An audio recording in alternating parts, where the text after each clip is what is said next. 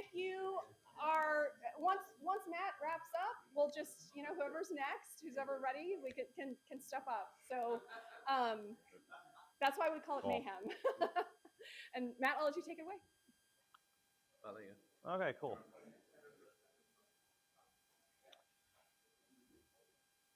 Cool.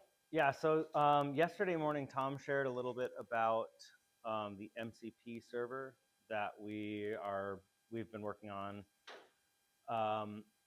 MCP is basically, and I'm Wi-Fi. Okay, my Wi-Fi is working. Yeah, I'm Matt Johnson. I work for PacketSide.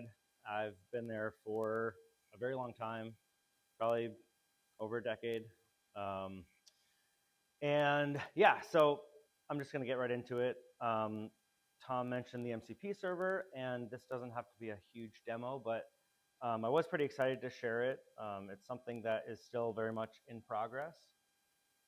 So some of it, like all AI stuff, you tell it to do something, and it always does it differently. And sometimes it works perfectly, and sometimes it's not perfect. So that's going to be part of the demo, actually. But I first just wanted to start with what MCP is. And very simply, Anthropic created this protocol, and it stands for Model Context Protocol. And really, the whole protocol is just for providing context to a model. So when you're using like your LLM, could be Cursor, you could hook it up right with ChatGPT or Claude Code or whatever. Right now, if you were to say, do this thing with my ExpressionEngine site, of course, it doesn't know how to do that. So Model Context Protocol, what it does is it defines different tools and resources that you can read information, write information, and it just does a lot of, it provides tools that the LLM will know how to interact with your ExpressionEngine site or whatever the server is for. So that's kind of all I was going to go into with this, but so I created this demo site. I just pulled a template from somewhere. It's got a couple of channels, and this is really all it is. And this is it incognito, which will come in. But I'm going to show it to you in Cursor. If we pull up Cursor settings, there is this tools in MCP right here. And here's the ExpressionEngine MCP. So I'm going to turn it on. And you can see under here, there's 36 tools, 4 prompts, whatever they do.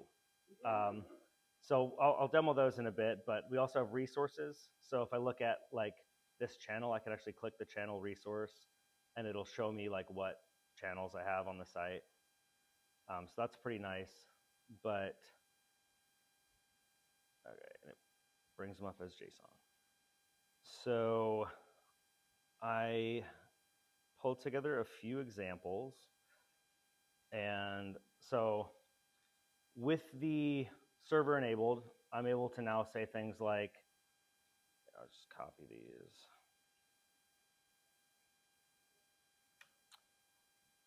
Okay, I will type it. What version of EE?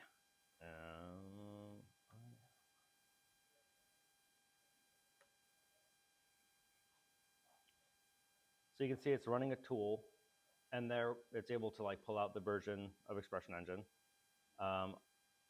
Yes. How does it know I don't know what you're doing in the background. How does it know which copy of ExpressionEngine you want to press? That's actually a great question. I have this mcp.json right here, and this is defined like in the ExpressionEngine site that I'm working on, and this is where the server is set up. So we have the MCP server right here, but you pass it the argument to the site you're working on. So you can actually have many instances of this for each site, but if you open it up in like a project view, it can be per site. Yeah, currently that's how it works. I mean, we're developing it as its own repo and trying to get it all going and stuff, but I think the idea is to release it either in the core or as an add-on. That way you can not have it if you want to. but also if it were an add-on, or just not enable it if it were right in the core. So yeah, that's a great question. But I'm just going to keep kind of going down this list. I came up with a... It will sit inside your ExpressionEngine installation. Yeah. Yeah. Not as a standalone thing.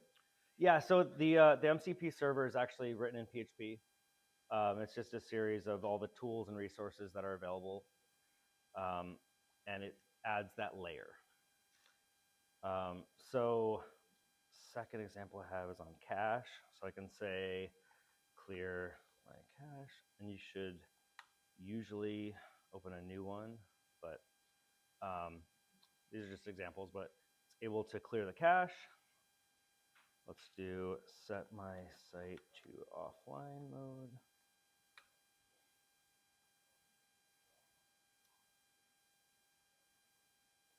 Okay, so it's set the site to offline. So if I go back to this one, not logged in, now it shows offline.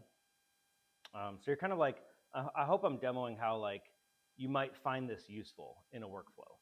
So I'm gonna. Can you see the CLI output of that command? Like scroll up. Yeah. To show you that it needs to. Yep. Yeah. So that's like it's a JSON. It's like an API. Yeah. Very cool. Here's standard it out, and then I added the help as well down here. So it gives the context to the AI. Yep. I know these are examples of things you can do, obviously extremely thin. Yep. But why would you do that rather than just going to control panel 7 and sign off? Yeah, that's a good question. I think the power of it is in the more complex examples. So, and some people may prefer this to going into either the control panel or into the config file. Yeah, and so you could basically, you can define scripts and prompts that will call different tools. And so you could say like, do this, and it will just do them all in order. It might save you a lot of time.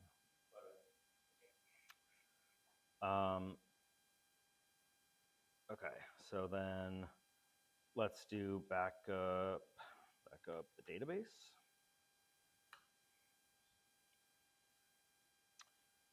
Okay, so then here's the database backup that was just created. And I'm gonna set the site back to online.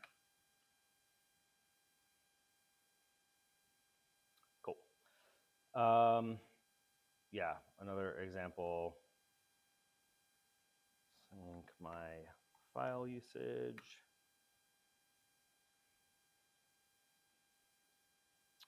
So here's just like some things it can do. Let's see, installed add-ons. What add-ons do I have installed? Actually, I'm just going to put that in a new context.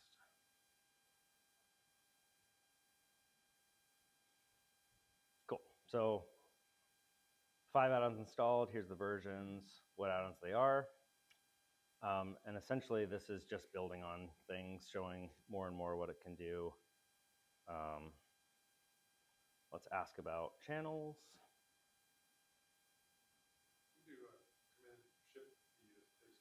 That's what I just did, and it didn't work. No, this one. Yeah. What channels do I have?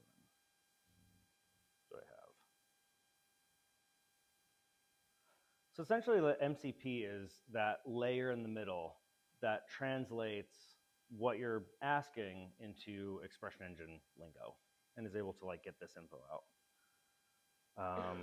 So yeah, tell me more about my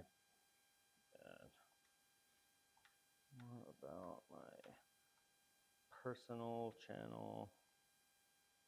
Yeah, what fields are in it?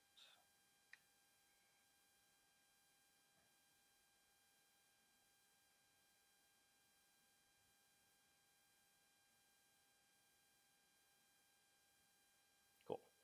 So if I want to know about the personal channel, you can see all the fields that I have in there, what types they are. It'll kind of try to describe things. So social links, a grid field for managing multiple social media links, that sort of thing. And then let's add to chat. Maybe that'll work. Nope. Can you show me my templates? Yeah. For this channel. So will that search all the templates? Actually, I wanted to generate templates for this channel and show the output.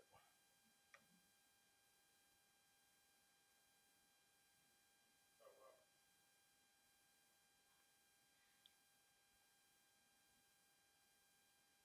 So Oh. that was where your templates flow on it. This is not what I expected it to do. So that's one of those things. Yep. So yeah, some of it's a work in progress, obviously. But yeah, I did want it to generate the templates. Templates for the... Yeah, generate templates for the personal channel and show them to me.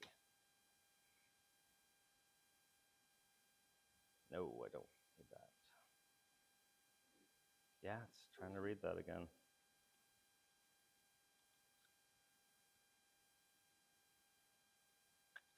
Well, that's how it goes sometimes. Did I turn off that tool? Can you explain just what happened there? Yeah. I don't see what you're seeing. That's incorrect. Yeah, so we have a tool for generate templates, template generator run. It takes a channel and it'll return like example template code for that channel. And what did it do? Instead, it found my templates and it listed out what I have. So it's just kind of misunderstanding me, I think. Let's try a new context window. If not, we'll just move on.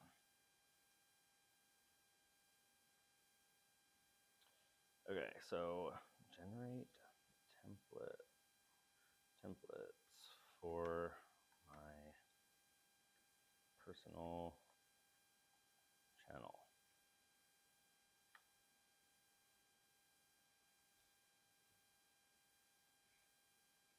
Looks right.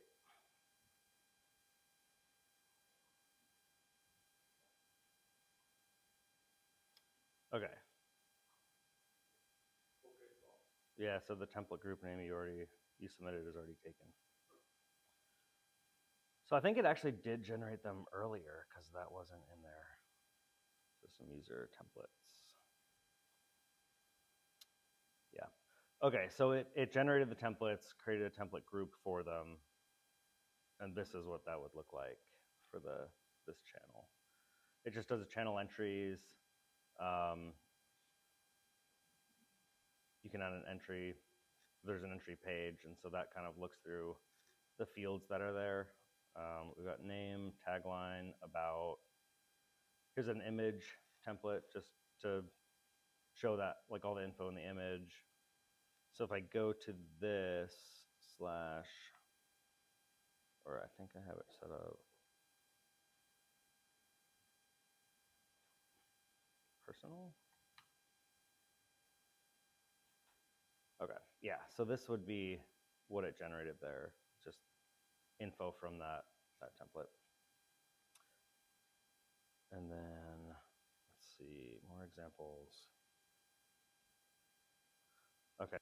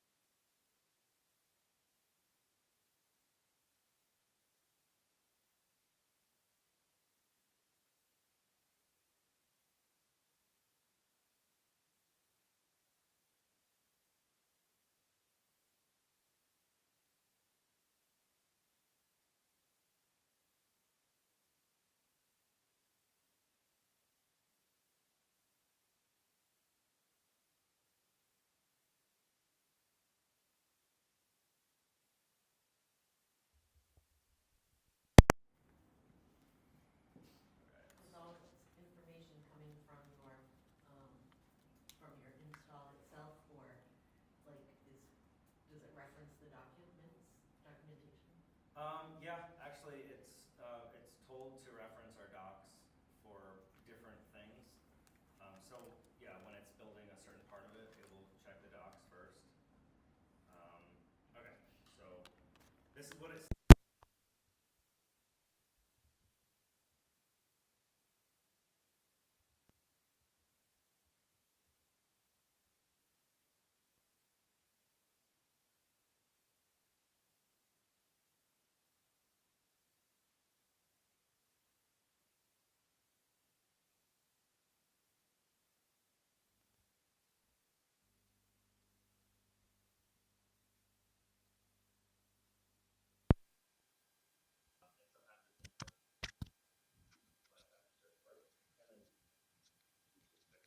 This is awkward, sorry, but. Oh no, it's great. Thank you. Yeah, it's green. Cool. Okay, so let's check what commands we have. There should be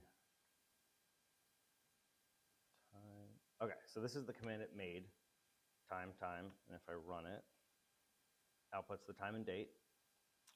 So now, since that, we do have a tool that is run a command. So now I should be able to ask, which we couldn't do before, but what time is it? And it'll check the MCP server to see if there's anything available. It's finding that time add-on.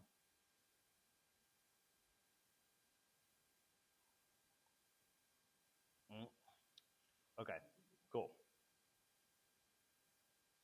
Okay, the time add-on's working, command shows the current time, and it is right, so that's cool. And then, actually I won't close that, but we'll see what template it made. Templates.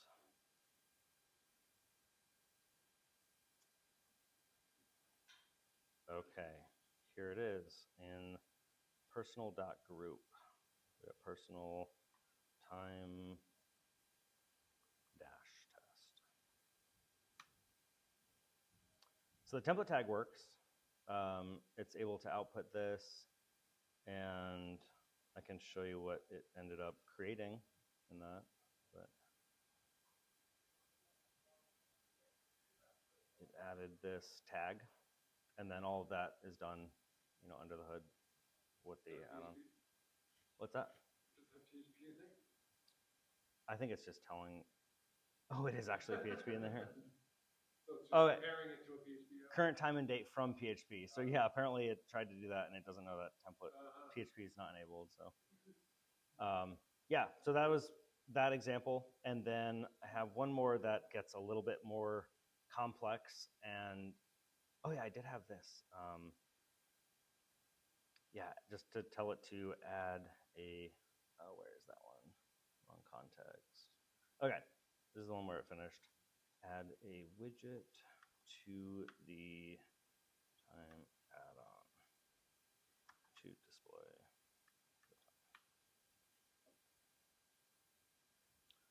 So we're kind of hoping that this will allow you to make some simple things that just work and hopefully are using our standards, like how we want add-ons built.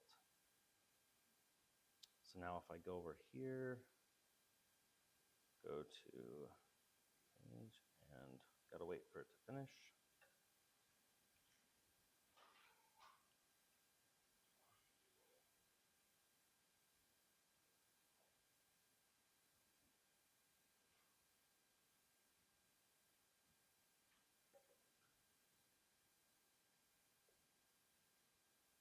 Clears the cache. Okay, and it's just trying to verify there's no PHP errors. That's fine. I'm just going to test it. So there it is. So now we have a widget on the dashboard for current time. And that could be, obviously, it would be something more complex. All right, we're going to stop that guy. And then I have another one for create a Star Wars API add-on. This one is one that's I've run a few times, and sometimes it works and sometimes it doesn't, and it always does it differently. So it's kind of interesting to see what it will do. But we're just kind of hoping that like this will demonstrate what might be possible as we keep building the prompts out and stuff, all the prompt shaping.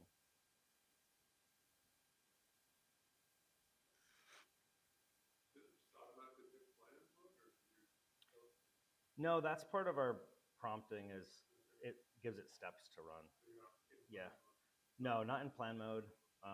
It just gives it different phases that it needs to do, and it defines what those phases are. So, yeah.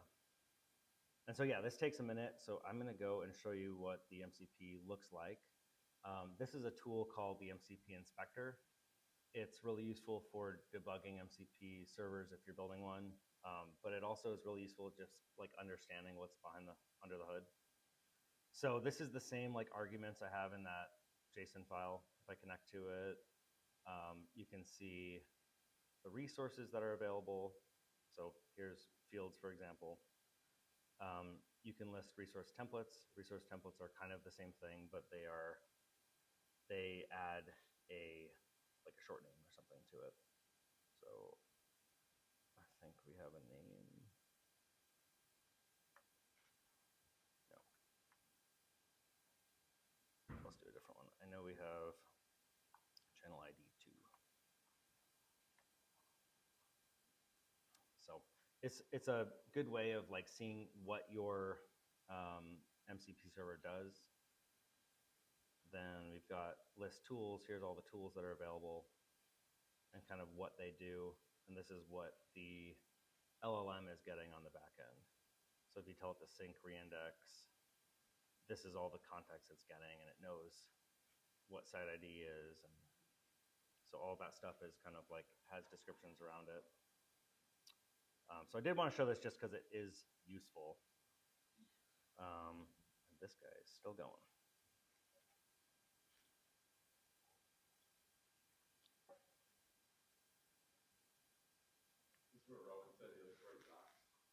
Yeah. That's all I can think about is the documentation. Yeah. I think if this prompt were better, it'd probably be better. But yeah, if I was very specific, like do this, exactly this, it needs exactly this tag, but I kind of just left it up to them to decide. So this is what it created. Here's some template tags. There is a Star Wars.group template group. Here are a bunch of examples, outputs, technical details. So if we go to the add-ons, you should see the Star Wars API integration, which I thought that it had an MCP, but maybe it doesn't. And then in templates, Star Wars, I'm just gonna view this and see if it worked. So yeah, here's an add-on. It just pulls an API about film or whatever other things. And it just gets info about those. Did you give it a specific API to use? Yeah. Okay. Yeah, that was the... This tool has this. I should have gone into that. Yeah, this prompt was create a Star Wars API ExpressionEngine add-on that integrates with SW API, the Star Wars API, to retrieve and display Star Wars data. That's kind of all I asked it to do, like have template tags and create some templates. And then I have one more. This one is a little more complex. Tells it to use a config file, access key, which I have set up for this. I kind of was just looking up like what APIs I could demo. And this is a site called Unsplash. And Unsplash has a bunch of really high quality images. And so I wanted to see if this would work. So, nope. Nope, let's not do that right now.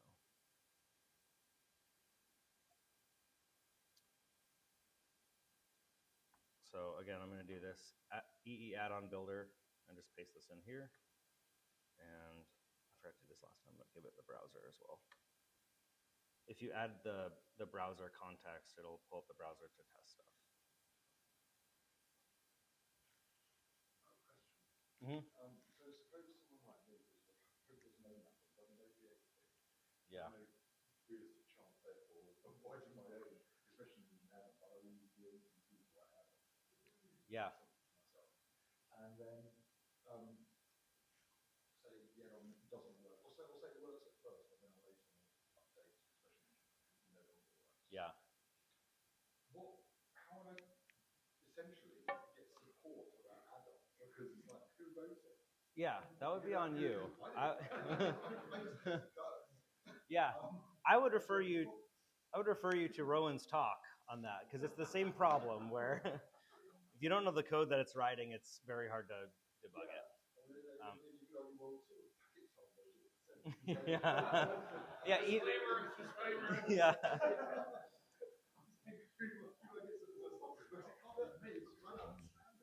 Yeah.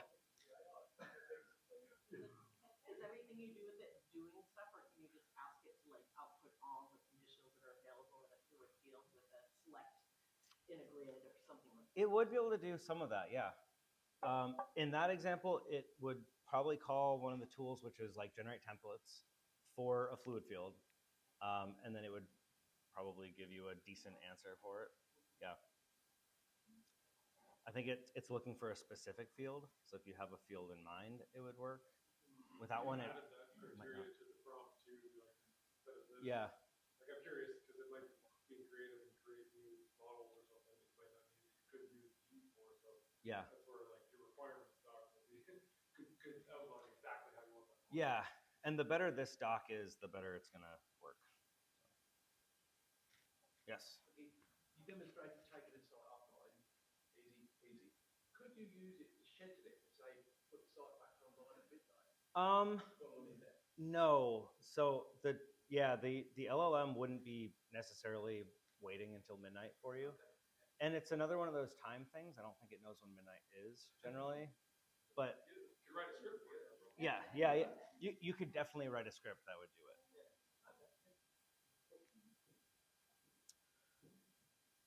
Oh, found some errors.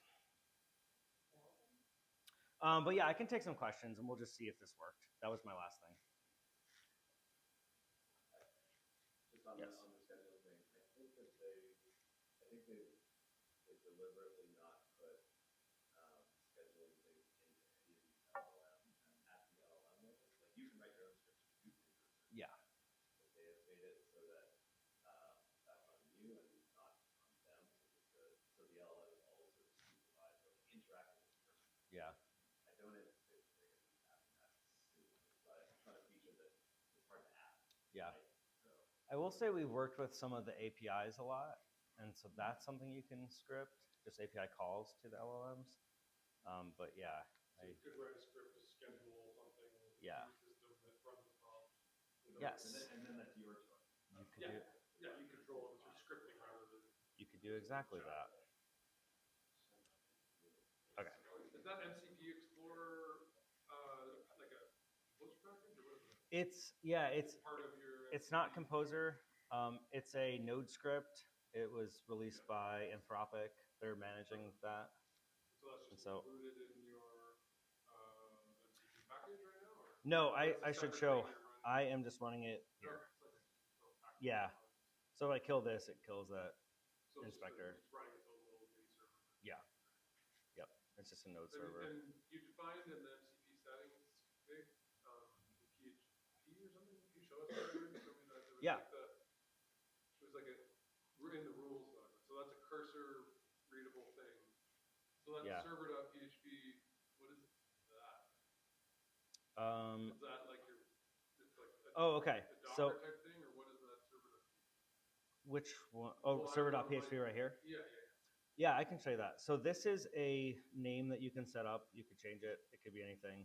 And then if you have conflicting MCP servers, you could say like, use this MCP to do something. So I could very easily change this to be whatever you want it to be. And then this is just one long command. The command is PHP, but the arguments, the first one is the server.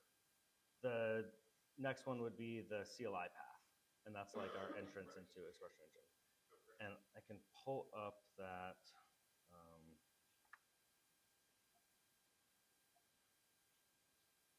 And what's the local server system you're using? Is it LAMP or Docker right now? What are you using to run the site? I'm using Herd. Herd? Herd, yeah, it's like a Laravel. Okay.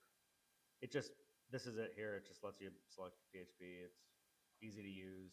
I think a lot of us at Packet Side use it. But it is local, so it's running on like Mac. Right. But the server, this is that file. It takes in options, arguments. Can you share this one? What's that? Can you share this file? Because I use Word, but like for ExpressionEngine, it's probably a different set. Is this part of the MCP or not? Yes, this is part of the MCP. Oh, right. Yeah, this is the file. This is the MCP. So it kind of just sets where the tools are defined, where all the things are defined. So here's the elements. This is really all it is. Install elements. These are all the install things. And is this kind of replicating, like it's mapped to your CLI commands essentially? A lot of it is. Is everything you've exposed is Yeah. mapped to these commands? Yeah, it doesn't have to be, but these ones are. The prompts are not. But yeah, so these are the different tools. And this is a package. There's a PHP MCP package. So we are using the PHP MCP open source package. I don't think they released it. It's a team that PHP is supporting. So it's like officially supported by the PHP team.